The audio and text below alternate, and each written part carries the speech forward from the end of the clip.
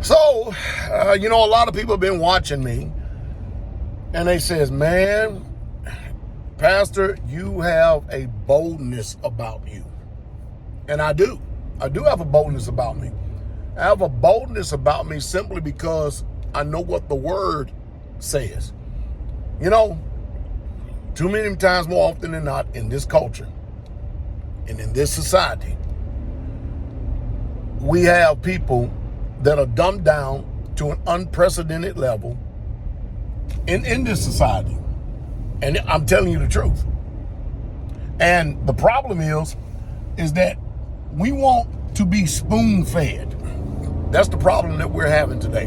We want to be spoon-fed. That's the reason why we go wear out ministers, we go wear out preachers, we go wear out people, because we say we want a word, but we don't want to spend no time in the word.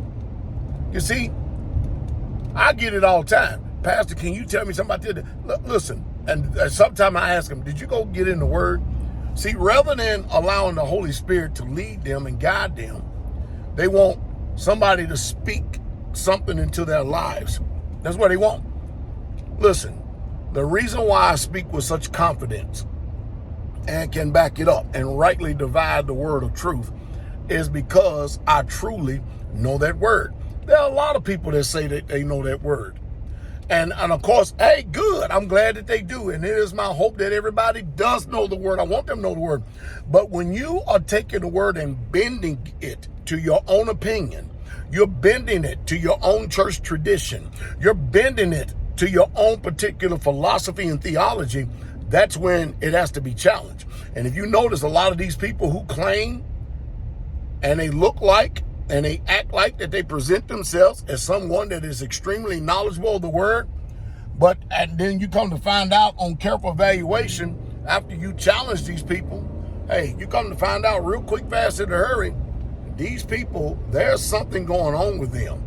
The book says the wicked flee when no man pursueth, but the righteous are as bold as a lion. So, no, for those of you who misapply and misinterpret the intent of my heart, no, it doesn't mean I'm prideful because I have a boldness, because I stand on the word of Yah, and I'm willing on anything that I preach and teach and believe to challenge any man. Now, if I tell you that I'll challenge anyone in a debate on particular subjects and you hear me mention them, I'm not going to do like a lot of people do. They say these things because they're under the unction of their pride. And then when you call them out, all of a sudden they go run and hide. All of a sudden they're ghost. All of a sudden they ain't got nothing to say. That ain't Pastor Dowell. Again, the wicked flee when no man pursueth, but the righteous are as bold as a lion. Also pay attention to people that when you give the word, they attack the very word that you're giving as if it comes and originates from man. But it comes from Yah. Just letting you know how bad religious people hate truth, especially the scrutiny of it. Truth don't mind being scrutinized. It doesn't. Anything that we do, and we are good representations of the kingdom, good ambassadors for the kingdom, everything we should do is for the sake of honoring the truth. Clear cut, bar none. And a lot of people are presenting to you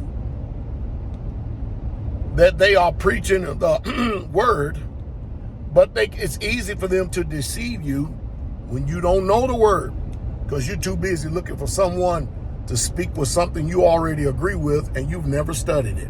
You never really done your own due diligence. You never done your own independent research. You never really truly searched out the matter to see if the thing was so. You never done that. You believed it because it was church tradition. You believed it because mama or grandmama believed it. You believed it because that's what you've already heard. But most of you out there, you don't know what you believe. You just gave your own personal opinion to what you believe, your own credence to what you believe.